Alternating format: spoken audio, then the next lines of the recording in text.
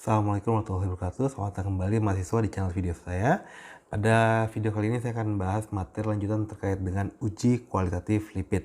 Pada minggu lalu kita sudah belajar terkait dengan uji kelarutan, uji ketengikan, ya, ada juga uji acrylane. Nah, pada hari ini, video ini saya akan bahas materi terkait dengan uji ketidakjenuhan lipid dan juga uji khusus untuk kolesterol, yaitu uji Salkowski dan juga uji Lieberman-Buchard. Ya, tetap saya sarankan selain dari video ini Anda juga membaca materi-materi dari referensi lain ya tentang lipid ini.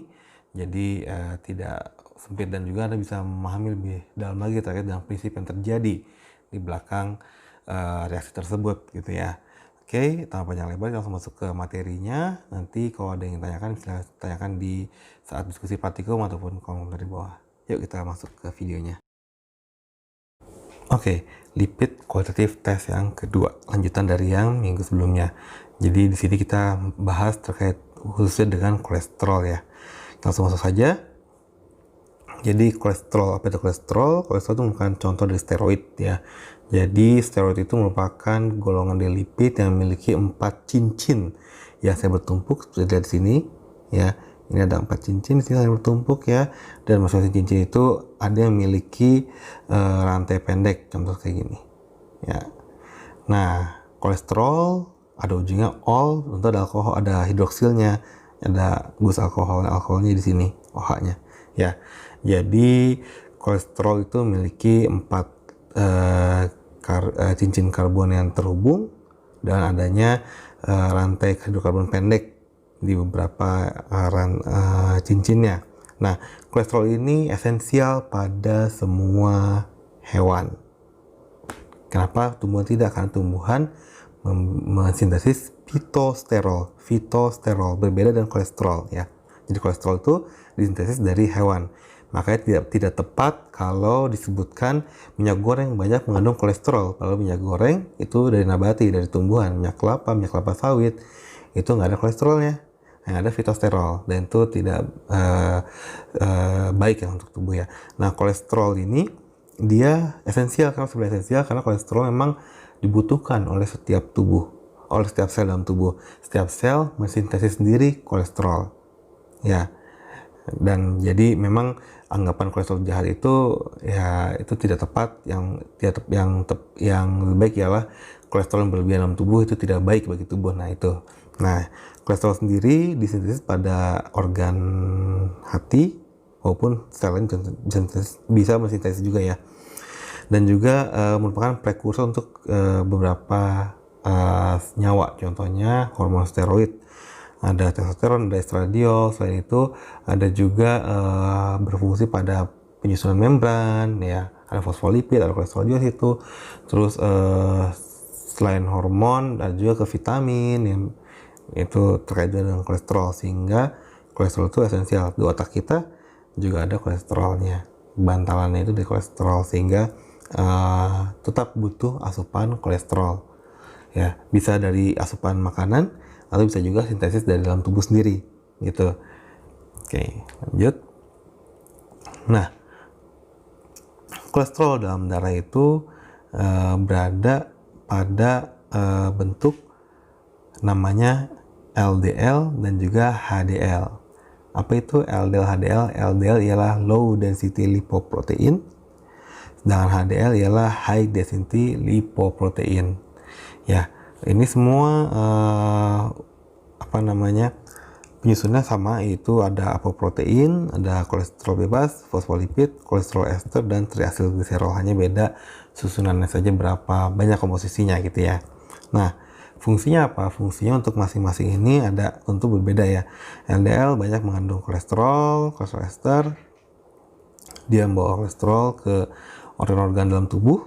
Jadi jaringan-jaringan yang butuh kolesterol akan dibuat oleh LDL ya. Namun bila terlalu tinggi kadar LDL-nya, maka bisa berakibat pada kesehatan ya. Jadi ada yang disebut sebagai deposit plak pada pembuluh darah, atau mungkin dikenal dengan aterosklerosis ya, di mana penebalan pembuluh darah karena di situ ada penumpukan dari LDL. Nah, sedangkan HDL ialah high density lipoprotein, tugasnya ialah membawa kelebihan kolesterol dari setiap jaringan untuk dibawa ke hati dan dipecah di hati. Jadi kalau misalkan kalian mungkin pernah melihat hasil uji lab darah, ada kadar HDL, ada kadar LDL. HDL-nya tinggi itu harusnya bagus, LDL rendah harusnya bagus. Tapi kalau LDL terlalu tinggi, HDL terlalu rendah, nah itu berarti ada sesuatu yang salah ya. Harus dicek ada apa dengan tubuh Anda. Nah, kadang orang suka menyebut, beberapa media menyebut LDL sebagai kolesterol jahat, kolesterol tidak baik, HDL itu kolesterol baik. Nah, ini anggapan yang menurut saya tidak tepat karena namanya HDL, LDL tidak ada sebutan jahat atau baik. Ya, yang ada ialah bagaimana asupan kolesterol dalam tubuh ataupun proses metabolisme dalam tubuh bisa mempengaruhi tingkat produksi LDL maupun HDL. Ya, tentu kita tetap butuh LDL, tapi jumlahnya terbatas. Kita juga butuh HDL, jumlahnya juga harus sesuai dengan takarannya, gitu ya.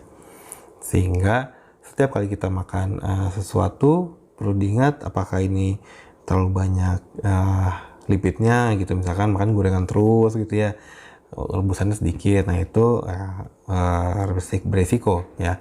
Jadi harus diperhatikan juga asumsinya, karena tentu tubuh kita akan produksi kolesterol sesuai dengan apa yang dibutuhkan.